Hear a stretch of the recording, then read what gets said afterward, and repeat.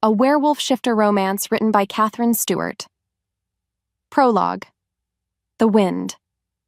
Once carrying whispers of unity and shared lunar blessings across the vast, silver-lit expanse of the celestial river territories, now tasted of ash and old sorrows.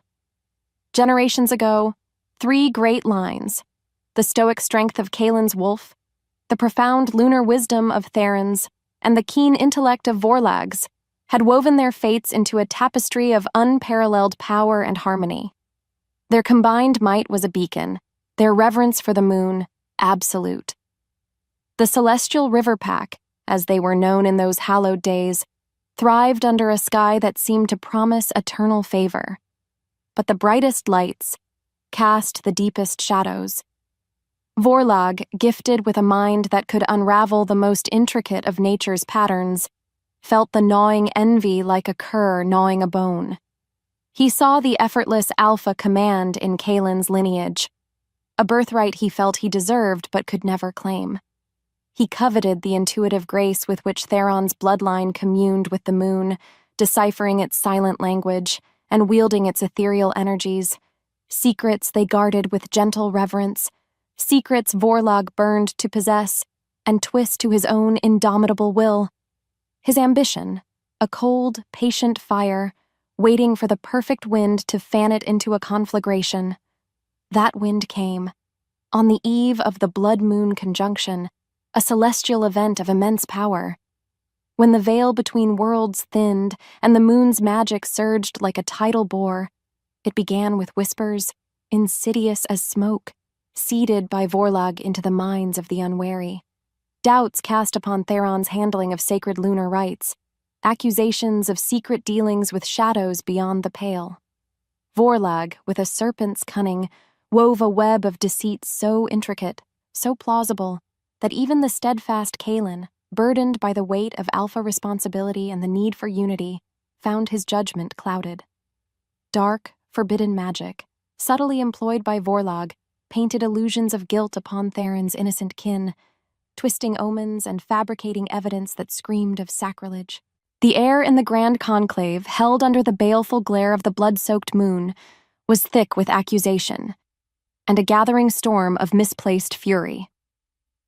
Theron, his eyes reflecting the sorrow of 1,000 shattered stars, stood with quiet dignity against the tide of manipulated outrage.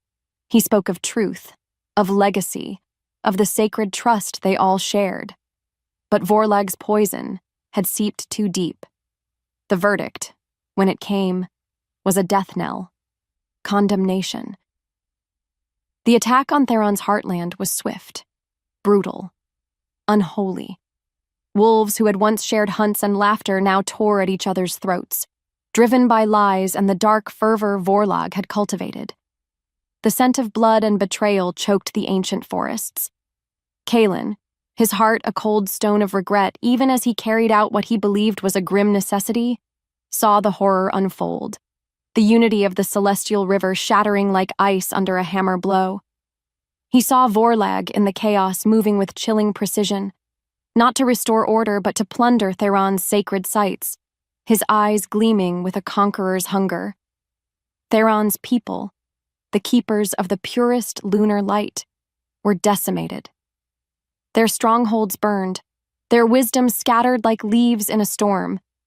A few, clutching remnants of their heritage and the unbearable weight of their loss, fled into the deepest wilds, becoming ghosts in their own lands, hunted by Vorlag's newly empowered forces who sought to extinguish every last spark of Theron's line. Vorlag did not find the ultimate secrets he craved. Not all of them. His victory, though monumental, was incomplete. And so, his obsession festered. Through seasons that bled into years, then decades, Vorlag's power grew, his dominions spreading like a creeping blight.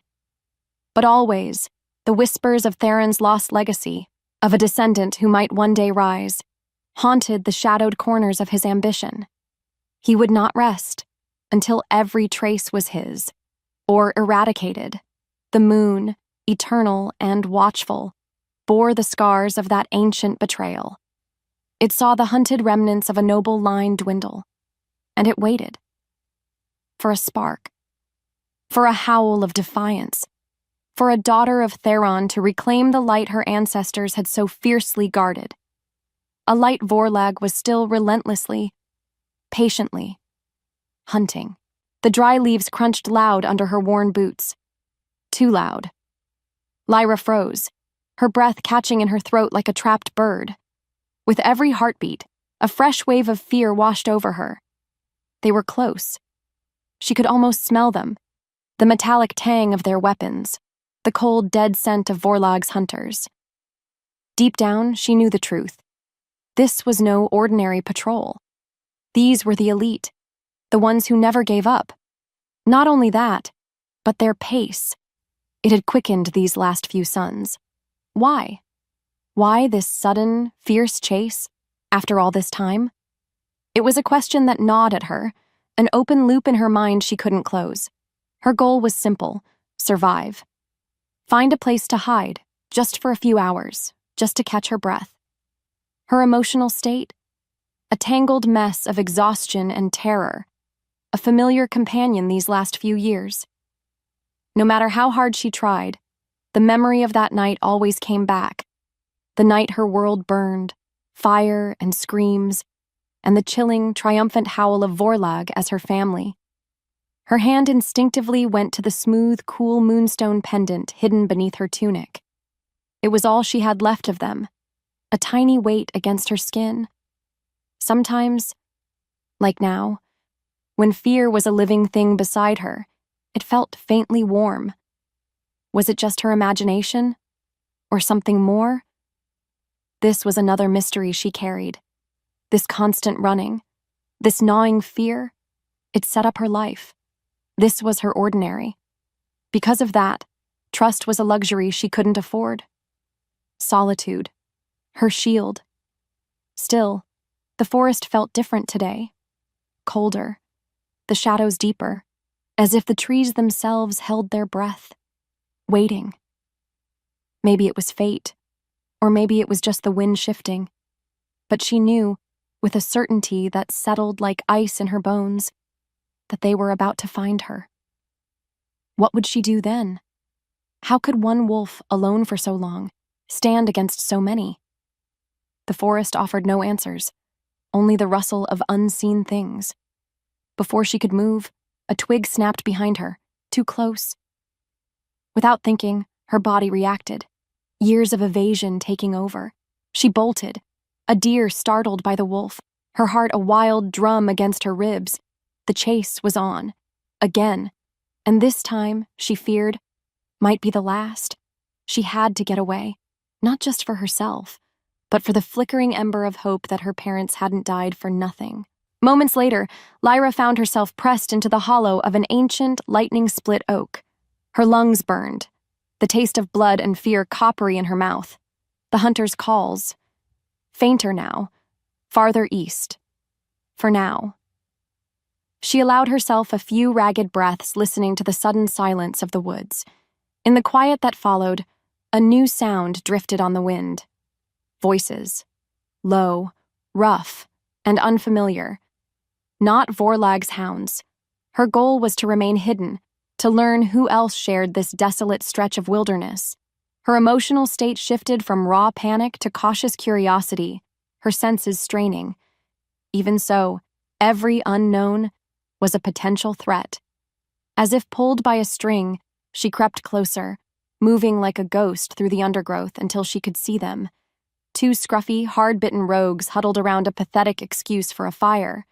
Their words were sharp, like flint striking steel. "Shadow Moon Pack won't tolerate it," one grumbled, poking the embers with a stick. His face, a roadmap of old scars. "Heard they caught a trespasser last moon. Rorik himself dealt with him." The other rogue shivered, despite the fire. "That Alpha? He's more beast than man, they say. Savage. And that blood moon lament of theirs is coming up. No sane wolf goes near their borders then." To make things worse, they spoke of sacrifices, of power drawn from the moon that twisted the land and the wolves within it. Was any of this true? Or just fear talking? This talk, it set up a new dread in Lyra, another alpha, another pack to avoid. More importantly, it painted a picture of this Rorik as a brutal leader, much like Vorlag in his own way. Her pendant pulsed, a brief, insistent warmth against her chest. This was happening more often now. Why? What did it mean? She didn't know what scared her more, Vorlag's hunters at her back, or the thought of blundering into the territory of an alpha called Savage. Truth be told, all alphas were cut from the same cruel cloth in her experience. They took what they wanted and broke what they couldn't control. From there, the rogues started bickering about stolen scraps, their voices fading as Lyra silently retreated. The name Rorik and Shadow Moon echoing in her mind like a warning drum. The forest, once a refuge, now felt like it was closing in, bordered by terrors on all sides. What choice did she really have? Come morning, Lyra was on the move again. The encounter with the rogues had offered no comfort, only fresh anxieties. Her goal remained singular, put as much distance as possible between herself and Vorlag's hunters.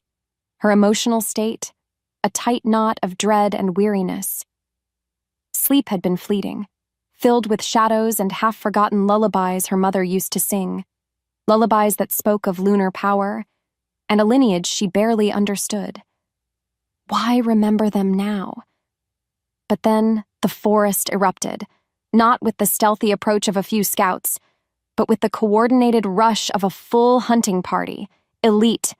Their howls, sharp and disciplined, cut through the morning mist. They were driving her, she realized with a sickening lurch, channeling her toward something. What's worse, they moved with an unnerving certainty, as if they knew her every thought, her every possible escape route. It was terrifying. Because of that, panic, cold and sharp, threatened to overwhelm her. She ran, not with skill this time, but with raw, animalistic terror. The air grew heavy, thick with an ancient, almost electric charge. The trees thinned, and she could see it ahead, a faintly glowing border, almost invisible to the mundane eye, but thrumming to her heightened senses. The Shadow Moon territory. And beyond it, faintly, the sounds of chanting, rhythmic and powerful. The blood moon lament the rogues had spoken of. It was happening. Now. Without warning, her pendant blazed with heat, so intense it seared her skin. What was going on? Just like that, she was out of options. Behind her, Vorlag's hunters, their victory cries already ringing out. Before her, the unknown terrors of a savage alpha's sacred and likely warded ritual. In that moment, her body simply chose. Her body moved on instinct, fueled by a desperation that overshadowed even her fear of the Shadow Moon pack. She burst through the shimmering, unseen barrier of their border, the chanting growing louder, the air crackling. The ground beneath her feet seemed to hum. A part of her screamed in protest, but another, wilder part, the part that had survived for so long, propelled her forward. What difference did it make which monster caught her? As long as she fought to the very last breath. Before she could move much further, or even fully register the ring of wolves and the towering, furious alpha at its center, she stumbled, her ankle twisting beneath her. Pain, sharp and blinding, shot up her leg. She fell, hard, right at the edge of their sacred circle. Her world tilted, then darkened. Darkness, then pain, a throbbing in her ankle, a searing fire on her shoulder. Lyra's eyelids fluttered. Before she could move, a gasp tore from her lips. The world swam back into focus. A ring of firelight, hostile eyes, and towering over her, the alpha, his scent, wild and earthy, like pine needles and thunderstorms, filled her senses. Overwhelming. He was huge, a silhouette of raw power against the blood-red moon. Why was the moon so red? What had happened? Her body moved on instinct, trying to scramble back, but a massive hand clamped onto her good arm, fingers like steel bands. "You will not run," a voice like rolling thunder rumbled, and deep down, she knew the truth. There was no escape here. In that moment, his eyes, molten gold and blazing with an emotion she couldn't name, locked onto hers. The moment their eyes locked, something ancient and powerful arced between them, a shockwave. It left her breathless. Her mother's moonstone pendant, tucked beneath her tunic, blazed with an answering, almost painful heat against her skin. It had never done that before. What did it mean? Without warning, the alpha leaned closer, his hot breath fanning her cheek. "Mine," he growled. The word, a physical force, a brand upon her very soul. And then, his head descended. Panic, pure and undiluted, it clawed at her throat. She felt it, clear as day, the sharp pressure of his teeth against her shoulder. Not a killing bite, but something else. Something possessive. A mark, a claim, a white-hot agony, followed by a dizzying, disorienting flood of something else.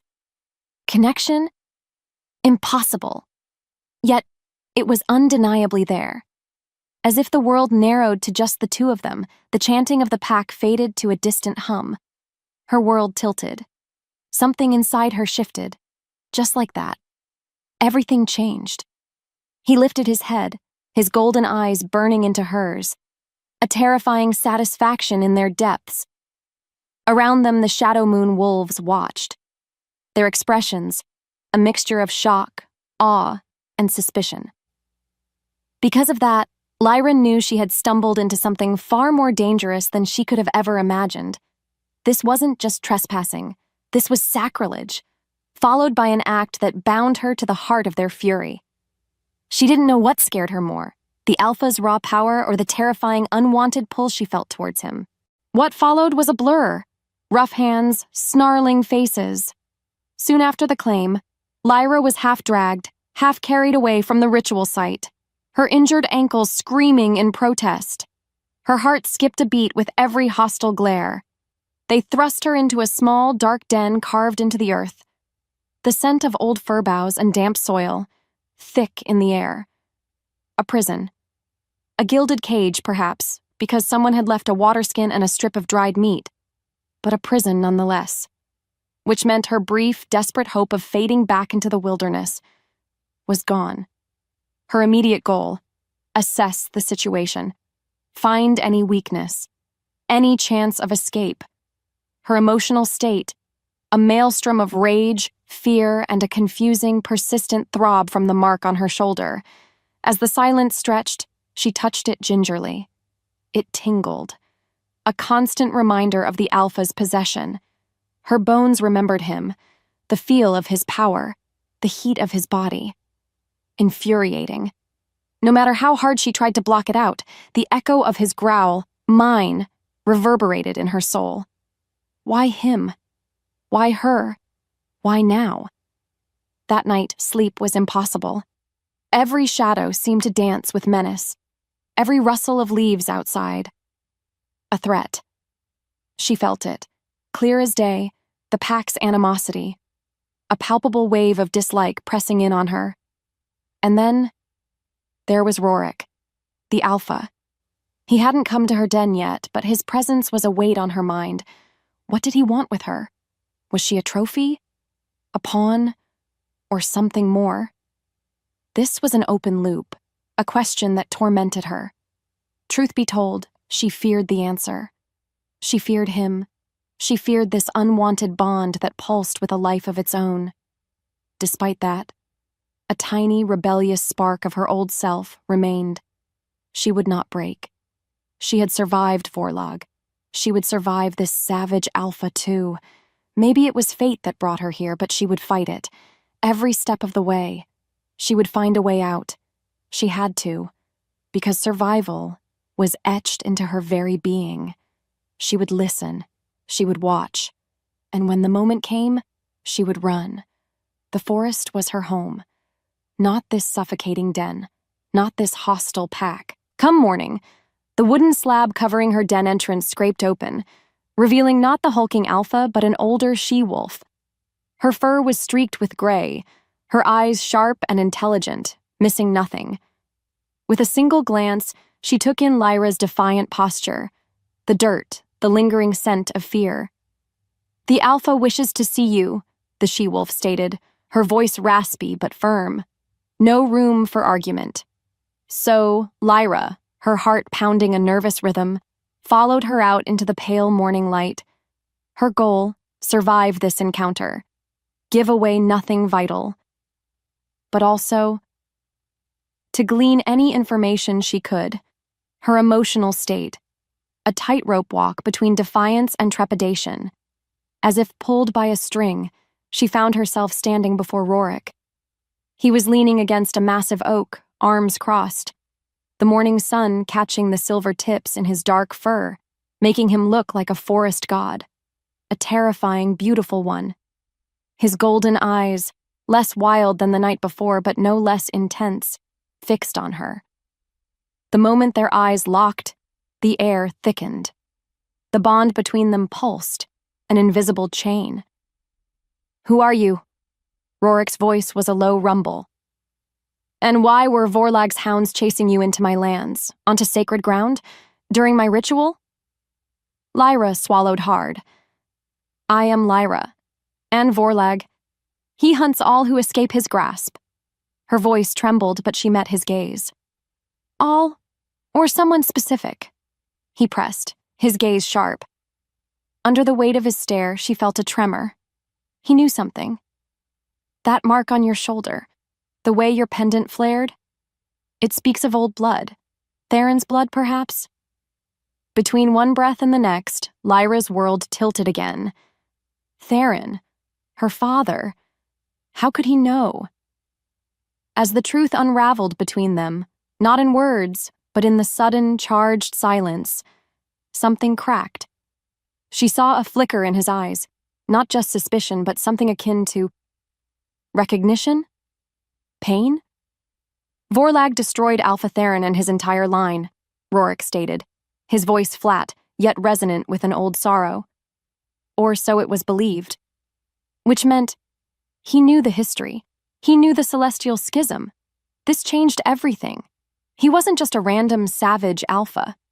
Their pasts, their greatest enemy, were horribly intertwined. What did this mean for her? Could this knowledge be a weapon or a bridge? Or would it only tighten the bars of her cage?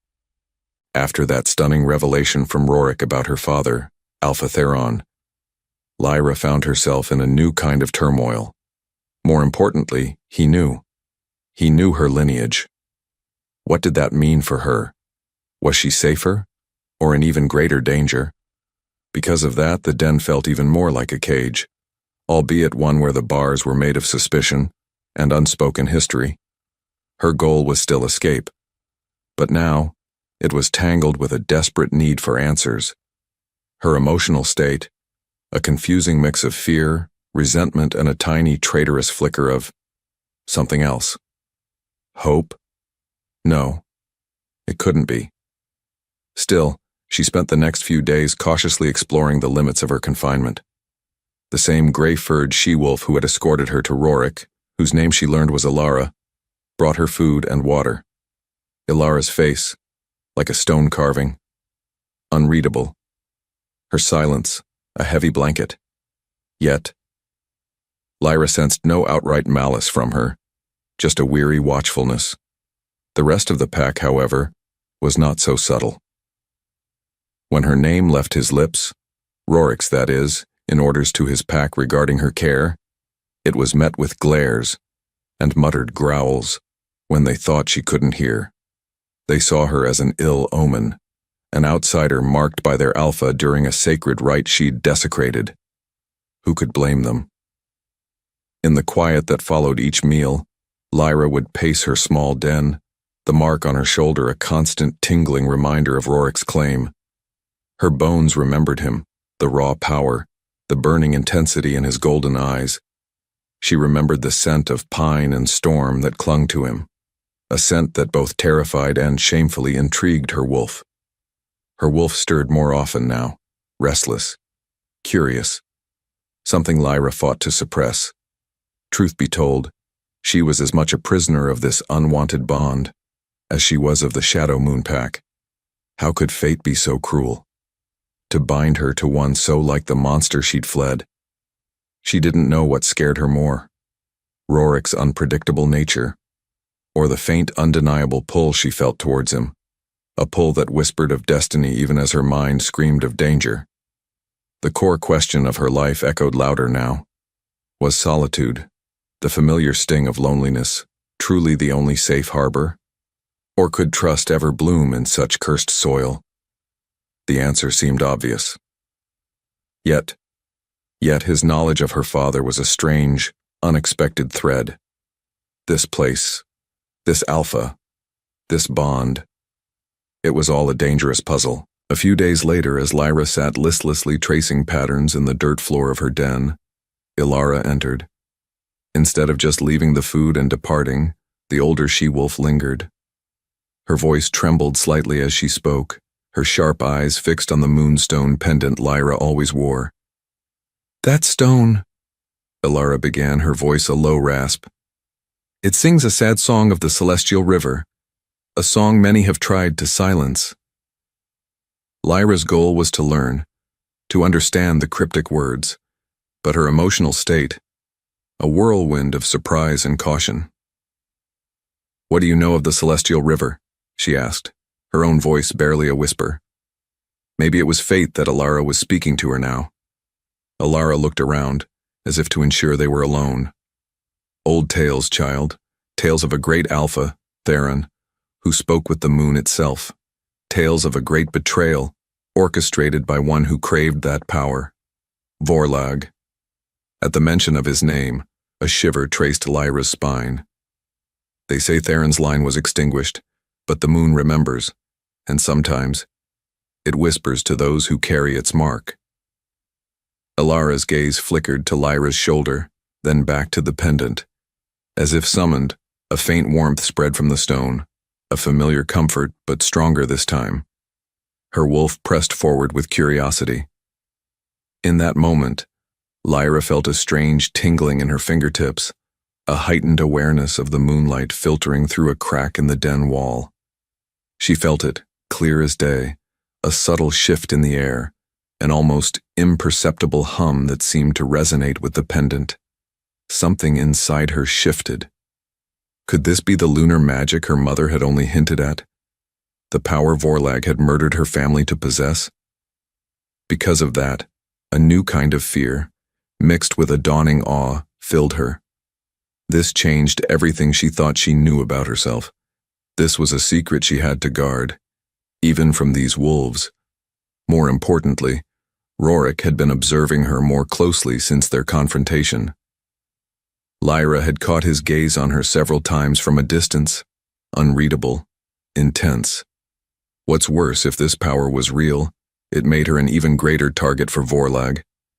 And what would Rorik do if he knew the full extent of her heritage, her potential? Would it make her a prize, or a threat to be controlled? Ilara left as silently as she came, leaving Lyra with more questions than answers, and the unsettling feeling of an ancient destiny stirring within her. Soon after Ilara's cryptic visit, the antsy energy within the Shadow Moon settlement intensified. Her instincts surged. Scouts brought news. An emissary from Vorlag approached, under a banner of parley. Lyra's heart hammered against her ribs. Vorlag. So close. Her goal was to remain unseen, to avoid drawing his attention. But a deeper, more primal instinct urged her to know, to understand. Her emotional state. A sickening cocktail of fear and a strange, protective urge for whom? This pact that held her captive? It was madness. Despite that, as if pulled by a string, she found herself near the edge of the main clearing when the emissary arrived. He was a tall, lean wolf with eyes too knowing, his smile too slick. He spoke of peace, of mutual understanding, of Vorlag's desire to rectify old misunderstandings. As the silence stretched after his smooth words, Lyra felt it, a dissonant hum in the air around him, a subtle wrongness that her burgeoning lunar senses screamed was a lie, a glamour, deception. Her breath caught. He was cloaking his true intentions, his true scent, with some kind of dark magic. Her body moved on instinct. Before she could stop herself, she stepped forward slightly, her voice small but clear. "He lies." The clearing fell silent. All eyes turned to her, shock, anger, and from Rorik, who stood like a stone god before the emissary, a flicker of something unreadable. The emissary's smile tightened. "The little stray has a voice, Alpha Rorik? And opinions?" Without another word, Rorik's hand shot out, not at Lyra, but to silence one of his own warriors who had snarled at her. His gaze, however, remained on the emissary, a new dangerous calculation within it. He didn't acknowledge Lyra's outburst directly, but the seed was planted. To make things worse for the emissary, Lyra could see the faint, oily shimmer of the glamour around him begin to flicker under the weight of Rorik's focused stare, as if the Alpha's own raw power was disrupting the deceit. Eventually, the emissary departed, his false pleasantries leaving a bitter taste in the air. Lyra expected to be punished, dragged back to her den. Instead, Rorik merely glanced at her, a long, searching look. Before turning to issue orders for doubled patrols and heightened vigilance around the borders, he hadn't believed her outright, not in front of everyone, but he hadn't dismissed her either, which meant he was considering her warning. Because of that, a tiny, almost imperceptible shift occurred within Lyra. He had listened, in his own way. But what would come of it? And had she just painted an even larger target on her own back? After that tense encounter with Forlag's emissary, an uneasy quiet settled over the Shadow Moon Pack. But deep down, she knew the truth. It was the calm before a storm. Rorik had indeed doubled the patrols, his warriors moving with a new, grim alertness. Lyra found herself confined mostly to her den and the small secluded clearing Alara sometimes allowed her to use. Her goal, still, to find a way out. Yet her thoughts kept snagging on Rorik's guarded expression when he'd listened to her warning. Had he truly believed her? Or was he just a careful alpha, covering all possibilities? Then, a few days later, the storm broke. Shouts erupted from the edge of the settlement, the harsh clang of steel on steel and guttural, furious snarls that weren't just animalistic. They were the sounds of werewolves at war. Forlag's forces, they were attacking the border. Her heart skipped a beat. Rorik was out there. Before she could move, Alara appeared at her den entrance, her face a mask of stern composure.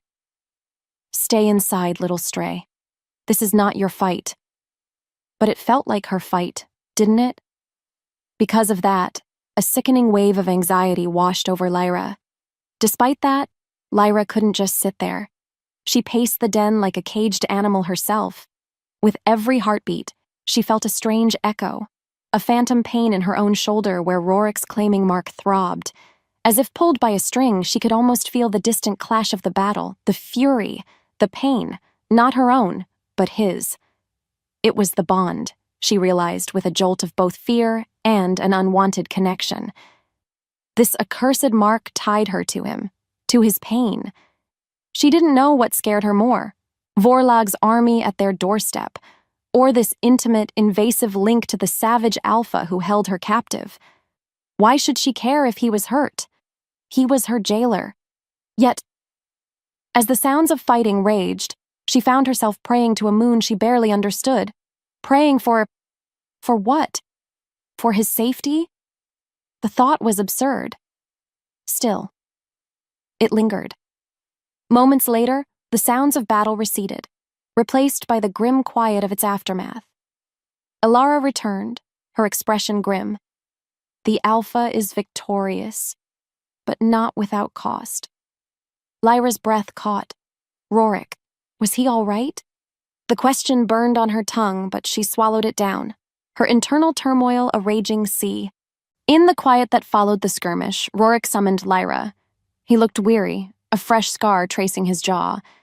But his golden eyes, they were sharp, speculative. With a single glance, he seemed to see right through her carefully constructed indifference. "Your warning about the emissary," he rumbled, his voice rough. "You sensed his deceit. How?" Lyra's goal was to be cautious, but the urgency in his tone, the memory of the battle's echo through their bond, loosened her tongue. She spoke of the feeling, the wrongness, the subtle shimmer of magic her senses had picked up. To make things worse for her composure, he didn't dismiss her. Instead, he led her to a hidden chamber beneath the main den, a place that smelled of ancient dust and potent, dormant magic. Old scrolls and stone tablets lined the walls. Alara was there, her expression unreadable.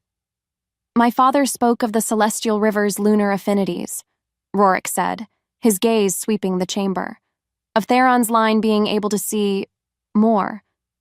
Vorlag doesn't just want land, does he?" In that moment, Lyra knew. She had to tell him what she suspected. Her emotional state, a confusing mix of fear and a dawning, terrifying responsibility. So, with Alara's help translating some of the archaic symbols, Lyra pored over the ancient records. As the truth unraveled, a horrifying picture emerged. Vorlag sought an artifact of immense power, the heart of the moon, hidden deep within this territory. He planned to corrupt it during the upcoming lunar eclipse, a celestial event that would amplify his dark sorcery tenfold and plunge their world into an age of shadow. Not only that, but the texts hinted that only one of Theron's bloodline, her bloodline, could truly awaken or purify the heart. Her world tilted. She was the key, not just a runaway, but the one person Vorlag needed to destroy. And just like that, everything changed. The stakes were no longer just her freedom, or even the Shadow Moon Pact's survival. It was the fate of everything. "The eclipse," she whispered, her voice trembling. "It's less than a moon cycle away." Rorik's jaw tightened, his eyes blazing with a new, terrible understanding. This was their true fight. Could she really do this? Could she trust this Alpha, this pack, with a truth that could either save them or see her used as nothing more than a tool? What followed was Rorik presenting Lyra's findings and Lyra herself to his inner council. As if fate demanded it, the reaction was explosive. Some warriors, loyal and pragmatic, saw the strategic sense in her words, the dire nature of the threat she'd unveiled. Others, older and more steeped in suspicion, snarled at the idea of trusting an outsider, a stray claimed in sacrilege, with such a vital prophecy. She could be a spy for Vorlag. One grizzled elder, a wolf named Kale, growled, his one good eye fixing Lyra with malice. Using her pretty face and old tales to lead us into a trap. Lyra's goal was to stand her ground, to make them see the truth. But her emotional state, a fragile mix of fear and newfound shaky resolve. Before she could speak, Rorik stepped forward, his presence instantly silencing the chamber. With his scent in the air, heavy with authority, he declared, "Lyra speaks with the weight of her ancestors, and she speaks the truth I feel in my own bones. We will protect the heart of the moon, and Lyra will help us." His voice, a low, dangerous rumble, leaving no room for argument, which meant he was publicly tying his fate and the pack's to hers. This was a massive gamble for him. Because of that, a wave of astonished silence, then grudging acceptance, rippled through the council. Soon after, Lyra began to work with Alara, trying to understand and perhaps even timidly train her nascent lunar senses. The old she-wolf was a patient, if stern, teacher. Meanwhile, Rorik was a constant, watchful presence. He didn't hover, but Lyra felt his gaze on her often. Protective. Possessive. One evening, as she practiced focusing her senses near the edge of their training ground, Kyle, the suspicious elder, approached her, his lip curled in a sneer. "Playing with moonbeams won't save you, little witch," when Vorlag, without warning, Rorik was there, a blur of dark fur and silent fury. The air thickened. He didn't touch Kale, didn't even speak. He just looked at him. As the silence roared, Cale visibly shrank, his aggression evaporating like mist in the sun, before he mumbled an apology and backed away. Rorik then turned his golden eyes to Lyra, a silent promise of protection and possession in their depths. Her heart skipped a beat. This alpha, this savage, he was protecting her. Why? Was it just the bond? Or something more? The lines of her world were blurring, confusing her more than ever. Following that public display of protection from Rorik, something shifted within Lyra. It wasn't just gratitude. It was a fragile seed of trust. Could it be? More importantly, Rorik seemed determined to integrate her into their desperate defense. A few days later, under the cloak of a moonless night, he led her away from the main den. "There is a place you must see," he'd rumbled, his golden eyes intense. "The heart of the moon, where our stand must be made." His goal was clearly to show her what they were fighting for, and perhaps what she was key to. Her emotional state, a mix of trepidation and a strange, undeniable pull towards him. And this hidden place. As if pulled by a string, she followed him through winding, secret paths, the forest holding its breath around them. Eventually, they reached a hidden caldera, a place that hummed with ancient, potent lunar energy. In its center stood a circle of weathered stones, and at their heart, a massive crystalline altar that seemed to pulse with a faint inner light, the heart of the moon. As the silence stretched, Lyra felt an overwhelming sense of awe and a deep, resonant connection to her ancestors. Her bones remembered him, not Rorik this time, but her father, her mother, their lineage. "This is where your ancestors communed with the moon," Rorik murmured, his voice softer than she'd ever heard it. "And where Vorlag means to perform his dark ritual." He gestured for her to approach the altar. With every heartbeat, a sense of both dread and destiny filled her. Without thinking, she reached out, her fingers brushing the cool, smooth surface of the heart. In that moment, a torrent of visions flooded her mind. Her ancestors, their faces serene, drawing down moonlight. Then, a horrifying flash of Vorlag, his eyes burning with dark fire, twisting the pure energy into something vile, something that screamed of death and shadow. Her breath caught. She stumbled back, gasping, and Rorik was there, his strong hand steadying her. The moment their eyes locked, she knew he'd felt an echo of it, through their bond. "You saw it?" he asked, his voice tight. She could only nod, her terror raw and real, which meant the threat was even more horrifying than she'd imagined. What hope did they truly have against such darkness? This experience, though terrifying, forged a new, deeper link between them, a shared understanding of the abyss they faced. In the days that followed their visit to the heart of the moon, the preparations for Vorlag's inevitable assault reached a fever pitch. Yet, amidst the tension and fear, something new and fragile was blooming between Lyra and Rorik. Her goal became not just survival, but understanding this powerful, complex alpha, who was her mate. His emotional state, she sensed, was a mirror of her own, a mix of grim determination and a surprising, tender protectiveness towards her. Because of that, stolen moments became precious. A shared glance across a crowded war council, a brief touch of hands as they reviewed defense plans, the comforting scent of him that now felt less like a threat and more like safety. That night, after a particularly grueling day of planning and training her fledgling lunar senses with Alara, Lyra found herself alone with Rorik in the hidden chamber of scrolls. As the silence roared around them, broken only by the crackle of a single tallow lamp, he spoke. "You are brave, Lyra of the Celestial River," he said, his voice a low caress. "Braver than you know." Her heart skipped a beat. "I'm terrified, Rorik." "So am I," he admitted, the confession raw, unexpected. terrified of failing my pack, terrified of losing you. Between one breath and the next, the space between them crackled with an intensity that had nothing to do with the coming war. With his scent in the air, rich and intoxicating, he stepped closer. As fire bloomed beneath her skin, Lyra didn't retreat. Her soul answered a silent call in his golden eyes. He spoke of his father's regrets, of the shadow of the schism, of his hope that their stand might finally heal those ancient wounds.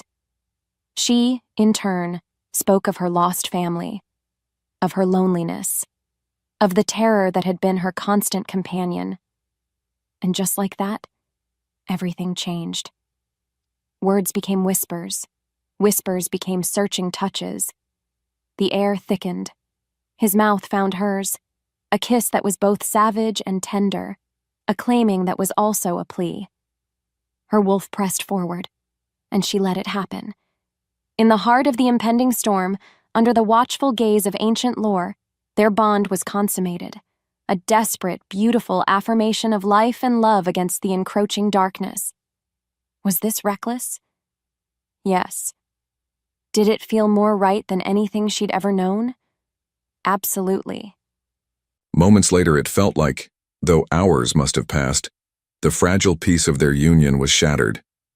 As if summoned by their brief happiness, a chilling howl echoed from the borders. Vorlag. The eclipse was beginning, its shadow creeping across the land. And with it, his dark magic began to probe their defenses. Lyra's goal, now intertwined with Rorik's, was to protect the heart of the moon, to protect their pack, their newfound love, her emotional state, a fierce blend of terror and a warrior's resolve. From there they rushed to the sacred caldera. The air was already heavy with Vorlag's oppressive sorcery, the ancient wards around the heart of the moon groaning under the assault. Ilara and the other mystics were chanting, their faces strained, their own energies battling the tide of darkness. Still, Lyra could feel the wards weakening. With every step he took, in her mind's eye, Vorlag advancing, the pressure intensified. As the sky darkened further, a wave of particularly vicious magic slammed into the caldera, and one of the outer ward stones cracked, with a sound like breaking bone. Panic flickered in the mystic's eyes. She felt it, clear as day, the moment the ward faltered. Not only that, but she also knew, with a sudden, chilling certainty, what she had to do. Her mother's moonstone pendant pulsed against her skin, not with warmth this time, but with a fierce, almost painful energy, as if offering itself. Deep down she knew the truth. The pendant held a reservoir of pure ancestral lunar power, enough to bolster the failing wards. But the act would likely destroy it. This last piece of her mother, her past, her chest ached. Could she do it? But then, she looked at Rorik. His face, a mask of grim determination as he directed his warriors, his eyes finding hers with a desperate, fierce love. That's why she knew she had no choice. Before the words left her lips, she was moving towards the cracked wardstone, her pendant in her hand. "This will hold them," she said, her voice clear and strong despite the tremor of grief. Without another word, she pressed the moonstone against the failing ward. It blazed with an almost blinding silver light, a pure, sweet song against Vorlag's cacophony. And then, with a final, silent sigh, it crumbled to dust, its power surging into the ancient defenses. The wards held, stronger now. But her heart felt like it had shattered along with the stone. Following her sacrifice of the moonstone, the wards around the heart of the moon blazed with renewed silver light, holding back Vorlag's crushing dark magic. For a moment, a sliver of desperate hope pierced through Lyra. Her goal, protect this sacred place, give Rorik and his warriors a fighting chance. Her emotional state, a taut wire of fear, adrenaline, and a prayer to any ancestor who might be listening. But then, the ground beneath her feet trembled violently. Without warning, a section of the caldera wall, far from the main entrance, exploded inwards. Rocks and debris rained down.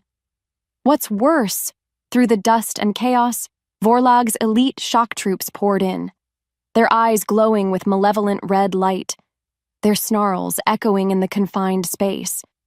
How had he found another way in? As if fate demanded it, the defenders were caught off guard, their lines broken. More importantly, the mystics, including Alara, who were maintaining the primary wards, cried out. Several of these shock troops, ignoring the warriors, made a beeline straight for them, their black-fanged weapons gleaming. Because of that, their chanting faltered. The silver light of the wards flickered, dimmed. Her heart skipped. A beat. The main magical defense was collapsing. Lyra tried to channel her own nascent lunar energy, to push back against the encroaching darkness. But it was like trying to hold back a tidal wave with her bare hands. Too little, too raw, too untrained. No matter how hard she tried, she was just one wolf against an army fueled by ancient malice. To make things worse, Vorlag himself strode through the breach he'd created, a terrifying figure wreathed in shadows. His laughter, a chilling sound that scraped against Lyra's nerves. He wasn't even looking at the main battle. His gaze was fixed on the now vulnerable heart of the moon, its light sputtering like a dying candle. Her world tilted. Rorik roared, a sound of pure alpha fury, and launched himself towards Vorlag, a streak of dark fur and righteous anger. But other warriors fell around them, their howls of pain, tearing through Lyra. Deep down, she knew the truth. This was a disaster. The wards were failing. Vorlag was inside. And the heart was almost within his grasp. As the sky darkened further with the advancing eclipse, the battle for the heart of the moon reached a fever pitch of desperation. Lyra's goal was to somehow help Rorik, to protect the artifact. But she was pinned down by two of Vorlag's warriors, their claws raking at her. Her emotional state, a chaotic storm of terror for herself, for Rorik, for everything. She felt it, clear as day. The ebb and flow of the fight, Rorik's savage power clashing against Vorlag's dark sorcery. With every heartbeat, she expected the worst. Then, through a gap in the fighting, she saw it. Rorik, his fur matted with blood, his own and his enemies', drove his claws deep into Vorlag's chest. A guttural scream tore from Vorlag, a sound of disbelief and agony. A beat later, a wave of dark energy pulsed outwards from him, then dissipated. Vorlag was falling. He was dead. A wild, impossible surge of triumph, of hope, shot through Lyra. Had they done it? Had Rorik actually won? But then, as if the world narrowed to that single, horrifying moment, Vorlag, even as he crumpled, lunged with his last ounce of strength. In his hand, something black and obsidian-sharp gleamed. Before either could speak or react, he plunged the dagger deep into Rorik's side. Time stood still. Rorik roared, a sound unlike any Lyra had ever heard, not of fury, but of pure, unadulterated agony. As fire bloomed beneath her skin, in a sympathetic wave of pain from their bond, she watched Vorlag collapse, a dark sneer still etched on his dead face. The tension broke, with a horrifying snap. Instead of victory, a chilling curse echoed from Vorlag's last breath. The moon will forget you. Son of Kaelin. Darkness. Take you. Rorik swayed, his golden eyes wide with shock, and a pain that stole Lyra's breath. He clutched at his side where the obsidian dagger remained embedded, pulsing with a sickening black light. Her chest ached. He took a faltering step, then another, his gaze finding hers across the carnage-strewn caldera, and then he fell. A great alpha brought low, not just by a physical wound, but by something far more sinister. Shadows danced between them, heavy and cold. Vorlag was dead. Yes, but at what cost? Oh, spirits. At what terrible cost? What followed was a desperate scramble. Moments later, Lyra was at Rorik's side, her earlier captors forgotten or dead. The remaining Shadow Moon warriors, those still able to stand, formed a ragged, grieving circle around their fallen alpha. Alara rushed forward, her ancient hands already glowing with healing energy. But as the silence roared, the light sputtered and died against the blackness radiating from the obsidian dagger. "Void chill," Alara choked out, her voice a broken whisper. "A curse to sever the soul from the moon. I cannot—" Her voice trailed off, in despair. Lyra's goal had been to save him, to protect him. But now there was nothing. Her emotional state plummeted into an abyss. Her breath caught. Rorik's strong body was growing cold beneath her touch. His powerful alpha aura, the one that had terrified and thrilled her, was flickering like a dying ember. His golden eyes, usually so full of fire and command, were clouded, distant. The wind carried his name in a mournful sigh. He tried to speak. His lips moved, but only a faint blood-flecked breath escaped. Her name hung in the air, unspoken. As the echo faded, from Alara's pronouncement, hope died within Lyra. The space between them burned, with unspoken words, with a love just acknowledged, now about to be stolen. This was her fault. Deep down, she knew the truth, or what felt like the truth. She had brought this doom upon them. Her presence, her lineage, it had all led to this. Forlag was dead, but he had won. He had taken Rorik from her. The heart of the moon, though undefiled, pulsed faintly nearby, its light a cruel mockery of her desolation. Her thoughts spun.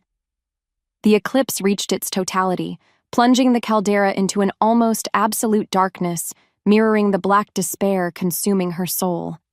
In the stillness that followed, Lyra cradled Rorik's head in her lap, her tears falling unchecked onto his still face.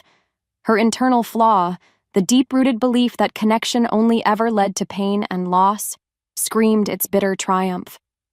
Solitude, it whispered, was the only truth, the only safety. And now, she would be truly, utterly alone again. Was this her curse? To love, only to lose? In the stillness that followed, her complete despair, with Rorik cold and still in her arms, the total darkness of the eclipse pressed down like a physical weight. Her thoughts spun, a vortex of grief and self-blame. Was this it? Was this the end of everything she had dared to hope for, to fight for? Because of that, her spirit felt as shattered as her mother's moonstone. Still, she held him, rocking gently, a silent keen caught in her throat. The air was frigid, empty. But then, as if summoned by the depth of her agony, a faint, almost imperceptible pulse thrummed through the ground beneath them. A beat later, another. It came from the heart of the moon, the great crystalline altar that stood nearby, now just a deeper shadow in the oppressive blackness. Without warning, a memory, sharp and vivid, pierced through Lyra's grief. Alara's hushed words, forgotten lore her father Theron had studied, tales of soul fire, of life transference, of drawing down the moon's purest essence in moments of direst need, a ritual so dangerous, so demanding, it was spoken of only in whispers, a legend of last resort. Could it be real? Was it even possible? Her heart skipped. A tiny, impossible spark ignited in the frozen wasteland of her soul. Her goal, just moments before lost in the abyss, flickered back to life. Save him. Her emotional state, so utterly devastated, now found a desperate, fragile anchor. Maybe it was fate that these forgotten memories surfaced now, in their darkest hour. She felt it, clear as day. This was her only chance. Their only chance. Not only that, but the ritual, if the legends were true, required the precise turning of the celestial tide. from the dark moon of the eclipse to the first sliver of the new moon. That moment was approaching. Deep down, she knew the truth. It would demand everything of her, perhaps even her own life. Yet, the thought of a world without Rorik was a void she couldn't bear. What was her life worth, if not to fight for his? This wasn't just about saving an alpha. It was about saving her heart, her mate. From there, Lyra moved with a newfound, albeit terrifying, resolve. Her body moved on instinct, gently laying Rorik's still form directly before the immense, silent heart of the moon. The remaining Shadow Moon warriors, huddled in their grief, watched her in stunned silence. Alara, her face etched with sorrow, stepped forward. "Child," she whispered, her voice hoarse, "there is nothing more to be done. The void chill has taken him." Lyra's goal was to make them understand, to gain their acceptance, or at least their non-interference. Her emotional state, a strange calm, the calm of one who has faced the worst and chosen to fight anyway. "No," Lyra said, her voice surprisingly steady, though her hands trembled. "Not yet. There is an old rite, Theron's lore. It speaks of a way, but it is dangerous." As the silence stretched, she explained what she remembered, what she intended to do, to try and channel the pure essence of the awakening new moon, through the heart, through herself, and into Rorik, to battle the void chill at its spiritual core. Which meant she would be a conduit, a bridge, risking her own spirit in the process. The tension broke when Kyle, the grizzled elder who had doubted her before, stepped forward, his one good eye narrowed. "Theron's magic. That path is fraught with peril, girl. It could consume you." "He is my mate," Lyra stated simply, meeting Kyle's gaze without flinching. "I will not let him go, without a fight." Because of that singular, fierce love, her fear was a distant thing. More importantly, she knew this was her purpose, the culmination of her lineage, her awakening powers. Was this not why she had survived Vorlag? Why she had been led here? Before either could speak. Further, Alara nodded slowly, a flicker of awe in her ancient eyes. "The heart of the moon. It chose you when your pendant flared. Perhaps it will answer now." As if fate demanded it, a faint silver glow began to emanate from the crystalline altar, the first hint of the new moon's imminent arrival. The air thickened with anticipation and a terrifying, sacred power. Her wolf pressed forward. Ready. Without another word, Lyra knelt before Rorik, placing her trembling hands on his cold chest, directly over his still heart. She closed her eyes, reaching out with her senses, with her very soul, to the immense, pulsing power of the heart of the moon behind her, and to the nascent light of the new moon just beginning to pierce the oppressive darkness of the eclipse. Her goal: become a conduit. Draw down that pure, life-giving lunar essence. Her emotional state: a focused intensity, a prayer, a desperate plea. And then, she began to chant. Ancient words of the celestial river flowing from her lips, words she hadn't known she possessed until this very moment. As though fate whispered them to her, the language of her ancestors, the language of the moon, poured forth. With every heartbeat, she felt the power begin to build, a torrent of silver energy drawn from the heart, channeled through her own spirit. The space between them burned, not with dark magic, but with an almost unbearable purity. It was agonizing, like holding lightning in her hands, like letting a river of stars flow through her veins. Her chest ached with the strain. As fire bloomed beneath her skin, she pushed the energy towards Rorik, envisioning it as a healing balm, a cleansing light to drive out the icy tendrils of the void chill that clung to his spirit. Her thoughts spun, filled with images of him, his fierce golden eyes, his protective strength, the surprising tenderness she'd found beneath his savage exterior. Their first meeting, their arguments, their shared fear, their desperate stolen moments of love. She poured all of it, all of her love, all of her hope, all of her life force, into the torrent of lunar magic. Because of that, she felt herself weakening, her own spirit fraying at the edges. But she held on. Truth be told, she would gladly give her life for his. Meanwhile, the first true sliver of the new moon crested the caldera's rim, its pure, untainted light bathing them in silver. The air thickened further, vibrating with power. Her voice trembled. But the chant continued, a desperate, beautiful song of love and sacrifice. She could feel Rorik's spirit, a faint, flickering ember in the vast darkness of the curse. Could she reach him? Could she call him back from that cold, empty void? The answer would decide both their fates. As the silence roared around her, broken only by her ragged breaths and the desperate ancient chant pouring from her lips, Lyra felt the last of her strength begin to fail. Her chest ached, a hollow pit where her energy had been. Rorik's spirit. It was still so faint, a flickering candle against a storm.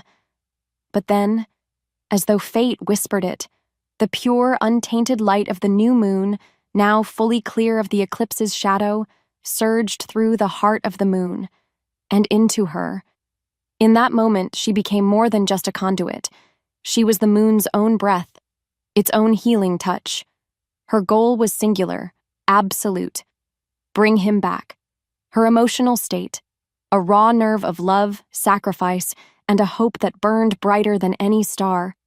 With a final, desperate surge of power, a cry torn from the very depths of her soul, she pushed every last shred of that silver light, every last whisper of her love, into Rorik. "Live!" she screamed. The word a prayer, a command, a promise. "Live, Rorik, for me, for us." As fire bloomed beneath her skin one last time, a violent shockwave of energy erupted from Rorik's body, expelling the clinging black tendrils of the void chill in a hiss of dissipating shadow. The space between them burned, then cooled, leaving an almost holy quiet. A beat later, Rorik gasped, a shuddering, life-affirming breath. His eyes fluttered open, no longer clouded, no longer distant, but clear, focused, and blazing with their familiar golden fire. They found hers. The moment their eyes locked, her world, which had been spinning in darkness, righted itself. His name hung in the air, her silent plea. "Lyra," he rasped, his voice a raw whisper. But it was him.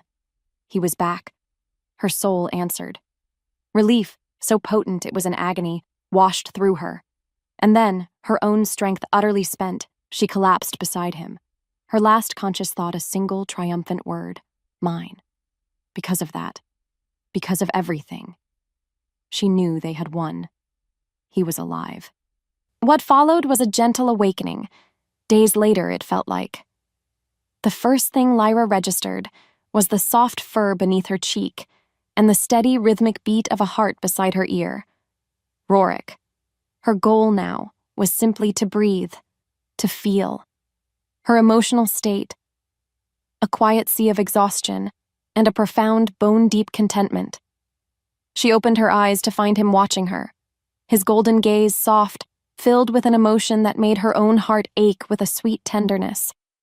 He was weak, scarred by the obsidian dagger's dark magic, a jagged, silvered line against his skin. But he was alive. And so was she. "You saved me," he murmured, his voice still rough, but his hand, surprisingly gentle, stroked her hair. Her voice trembled as she answered. "You fought. You came back to me." Truth be told, she still couldn't quite believe it. The pack, Alara later told her in hushed, reverent tones, had witnessed the miracle. They had seen their Luna, this once despised stray battle death itself for their alpha. Because of that, their suspicion had transformed into awe, into respect. And just like that, everything changed in their eyes too. In the quiet that followed those first waking moments, They simply lay together, healing. The stillness that followed the storm of the battle and the ritual was a balm to their battered souls. Her bones remembered him, the feel of him, the scent of him, now unmarred by the void chill's icy touch. As the mark tingled on her shoulder, it was no longer a brand of possession, but a symbol of their shared journey, their unbreakable bond. More importantly, the open loops of fear and uncertainty in her own heart were slowly, surely beginning to close. What was the significance of her pendant? It had been a key, a sacrifice that unlocked her path. Why had Vorlag hunted her so? Because her bloodline held the light he craved to corrupt. These answers settled within her, bringing a measure of peace. Still, a question lingered. What now? They had faced death, faced their deepest fears, faced an ancient enemy. Could they truly build a future from the ashes of such a fierce past? His gentle touch, his unwavering gaze, seemed to whisper, yes. Eventually, weeks later, when the moon was full and hung like a silver promise in the night sky, the true mating ceremony was held. As if fate demanded it, the entire Shadow Moon Pack, and even a few hesitant representatives from other recovering Celestial River factions, gathered at the now hallowed heart of the moon site. Lyra's goal, to fully embrace this new life, this love, this destiny she had once feared, her emotional state, a symphony of joy, love, and a quiet, unshakable strength. Tonight, she was not Lyra the Hunted, but Lyra, Luna of the Shadow Moon. Beneath the moonlight, Rorik stood beside her, no longer just the savage alpha, but her mate, her partner, his eyes reflecting only adoration. Their vows, spoken into the hushed sacred air, were not just words of love, but echoes of their shared trials, their sacrifices, their unyielding commitment. When her name left his lips this time, as he marked her anew, it was a song of reverence, sealing their souls together for all time. And she let it happen, not with fear, but with a joy so profound it brought tears to her eyes. Because of that, the pack howled their approval, a chorus of fierce loyalty and celebration that shook the very stars. After that, they turned to their people. Rorik spoke first, his voice resonating with power and a new, deeper wisdom. He spoke of healing old wounds, of honoring the true legacy of the Celestial River, a legacy of balance, not of conquest. Then, Lyra spoke, her voice clear and strong, filled with the quiet magic of the moon. She spoke of hope, of unity, of the strength found not in solitude but in connection. In fact, she realized, the core question that had haunted her for so long had finally found its answer. Love and trust, when fought for, when nurtured, could overcome the deepest scars. She felt it, clear as day. A new era was dawning. Later that night, alone with Rorik by a moon-kissed stream, she leaned into his strength. "We did it," she whispered. He nuzzled her neck, his familiar scent a comforting anchor. "No, Lyra," he murmured, his voice thick with emotion. "You did it. You are my light, my moon, my everything." And just like that, in the peaceful quiet, with the promise of their future stretching before them, her heart was finally, truly, home. Epilogue: Moonbeams and morning laughter. 2 summers later, the scent of pine and damp earth was no longer a herald of fear, but the perfume of home. As the first light of dawn painted the sky in hues of rose and gold, Lyra watched from the entrance of their alpha den, a soft smile playing on her lips. Her goal these days? Simple. Cherish each moment. Her emotional state, a deep, resonant peace she had once believed impossible.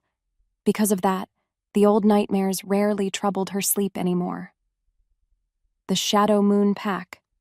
No, their pack, for they were truly one now. Whispers of the Celestial River's healing weaving through their unity. Thrived. Inside the den, a soft chuckle rumbled. Rorik, Her heart skipped a beat. Still, after all this time. And then, two smaller bundles of dark fur tumbled past her legs, yipping and wrestling with clumsy, adorable ferocity. They're pups. Kaelin, named for Rorik's father, with his father's midnight fur and her own silver eyes. And Theron, named for hers, a little spitfire with her darker coat and Rorik's molten gold gaze. With every heartbeat, watching them, her chest ached with a love so fierce, so complete, it sometimes stole her breath.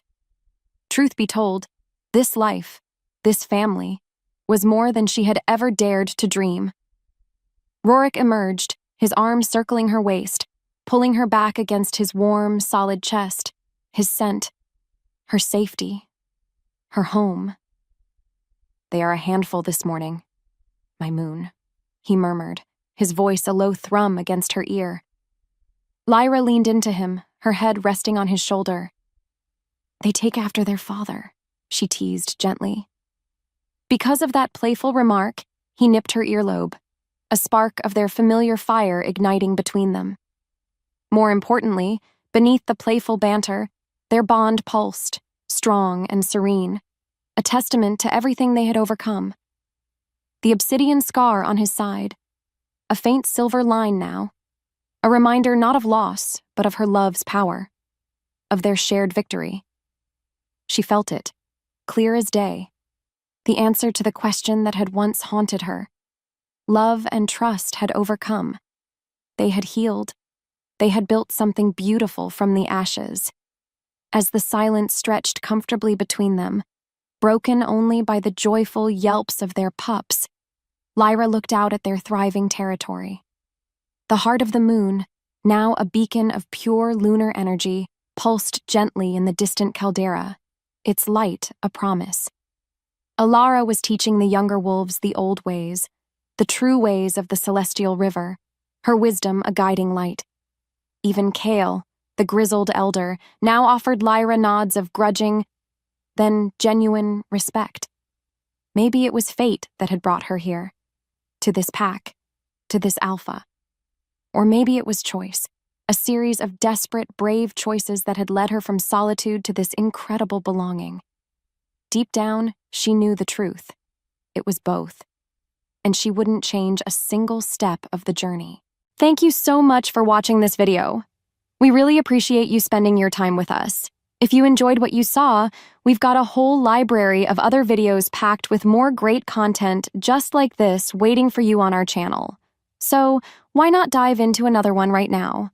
And hey, if you want to make sure you don't miss out on our next upload, hit that subscribe button and the notification bell. We'd love to have you join our community and see you in the next video. Thanks again.